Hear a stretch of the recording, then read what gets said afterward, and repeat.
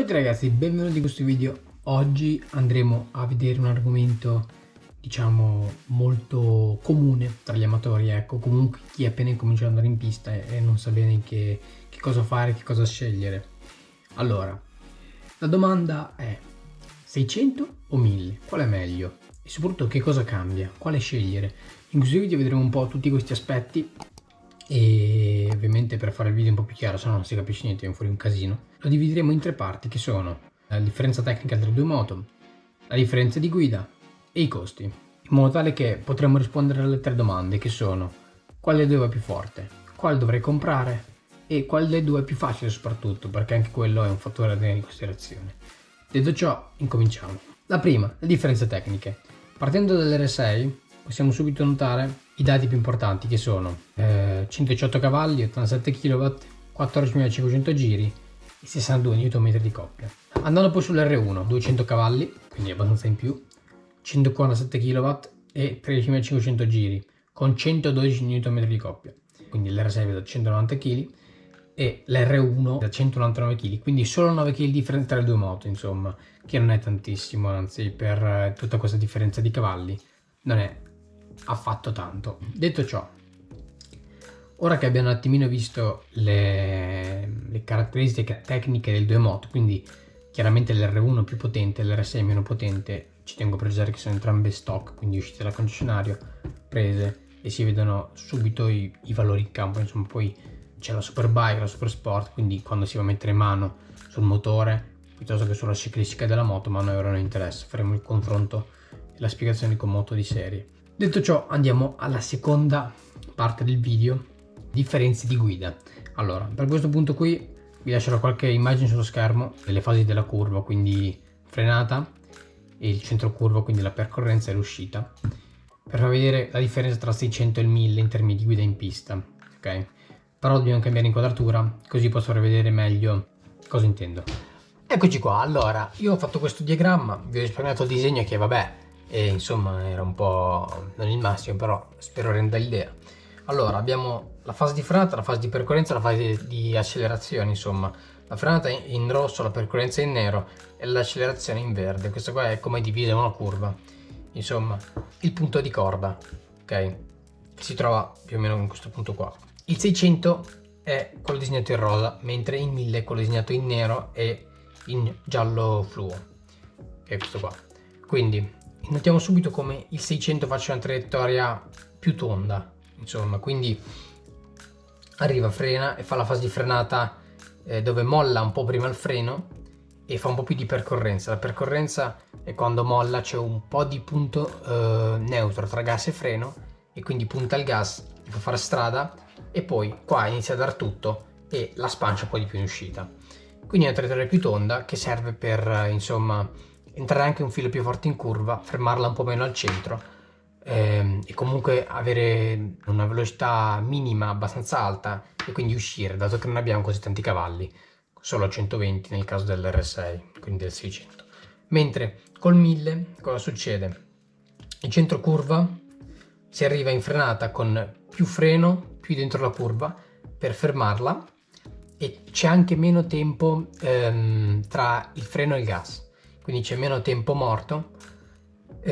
Questo che cosa fa? Sfrutta tutti i cavalli in uscita dell'R1 del 1000, perché quando noi siamo a centro curva e molliamo il freno abbiamo già fermato la moto a sufficienza per girarla e dar giù tutto. Quindi facciamo una traiettoria più a V, e questo si chiama spigolare, che oggigiorno col 600 si fa quasi anche come il 1000, soprattutto con la Super Sport. Tra un 1000 Superbike e un Super Sport 600 sicuramente non sarà così tanto diverso come questo esempio qui, però questo qui è un attimino per far capire, quindi anche un po' enfatizzato in questo esempio qua. Però insomma il 600 in rosa si può vedere come sia più tondo per la percorrenza in curva, quindi per non perdere troppa velocità, non fermarsi troppo e mantenere una certa velocità di uscita, entrando anche più forte, mentre il 1000 come invece sfrutti tutta la fase di frenata per fermare bene la moto, anche arrivando un filo più forte del 600 per aver già la moto dritta che punta all'uscita. Il principio è sempre di posticipare un po' la curva per avere sempre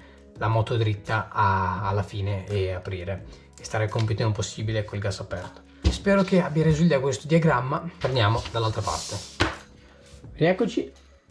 Allora, i costi. Per l'R6, presa dal concessionario, quindi da strada, 13.999 euro. Mentre per l'R1, sempre stradale, praticamente tutto base, 20.699 euro. Allora, non è poca la differenza.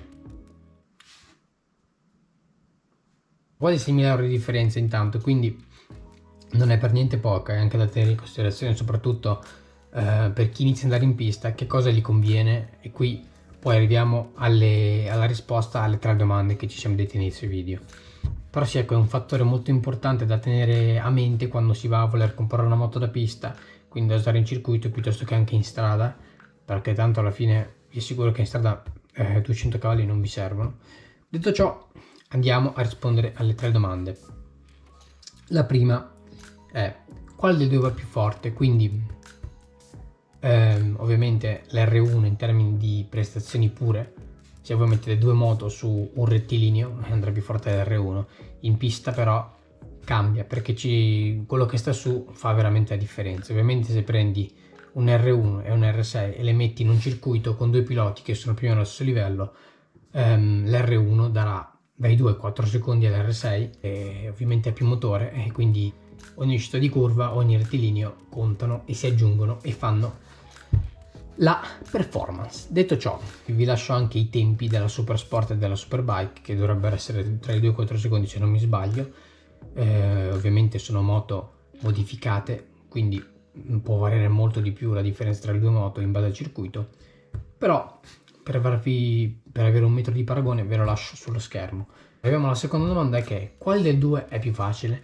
Allora, se parliamo di facilità di guida in strada, vi dico il 600 già, perché il 600 è molto più gestibile, ha molta meno potenza. Per la strada secondo me è già anche troppo, perché è inutile avere chissà quale moto. Detto ciò, il 600 ha meno potenza, è più gestibile, meno scorbutico, meno nervoso, e di conseguenza ti permetterà un po' più di margine di errore, mentre il 1000, nonostante abbia tutta l'elettronica su strada, fai presto ad arrivare a certe velocità che non te ne accorgi, e quindi ti metti in una situazione di pericolo, ci si fa male. In pista invece qual è più facile? Allora, è più facile il 1000 in pista, e vi spiego perché. Col 600 bisogna entrare più forte in curva che col 1000, guida così col 600 è più difficile andarci forte, quindi col 1000 è più facile andarci forte, perché anche se entro 10 km in meno ogni curva li recupero in uscita sul dritto.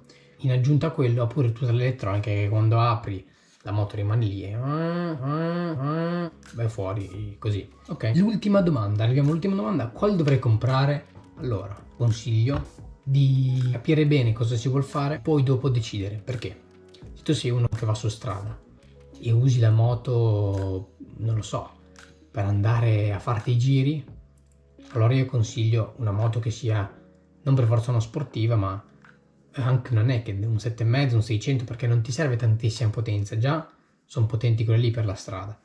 Non consiglio di andarsi a prendere un R1, un V4, che costano tanto e poi sono anche difficili da maneggiare in strada, insomma. Questo sì, poi vabbè, dipende ovviamente da cosa uno ci vuole fare. Se vai a lavoro, lo scooter fai prima. Per la pista, allora io dico, se uno è un amatore che gli interessa solamente di dire io ho girato il Mugello in 59, allora sul 1000 non c'è storia, perché il 1000 ti permette, come ho detto prima, di andare anche un po' più piano in termini di guida, quindi di rischiare anche un po' meno, ma andando più forte nel complesso. Mentre se sei uno che vuole fare un campionato a livello amatoriale comunque, o vuole imparare ad andare in moto un po' più seriamente, io consiglio 600. Prima cosa perché anche se vai in un circuito un po' più piccolo ti diverti e non si impenna a caso, non fa cose strane, è un po' più tranquillo. Poi ti insegni invece su circuiti grandi e molto di più le basi per poi andare forte sul 1000, cioè ti obbliga a entrare più forte in curva, perché se no poi insomma non esci più, detto in poche parole, e per girare ai tempi dei 1000 devi metterci molto di più del tuo. Poi vabbè, perderai magari un secondo sul dritto, anche comparare i tempi insomma alla moto che si ha, non semplicemente io ho fatto 50 al Mugello. Vabbè, consiglio sempre per iniziare il 600.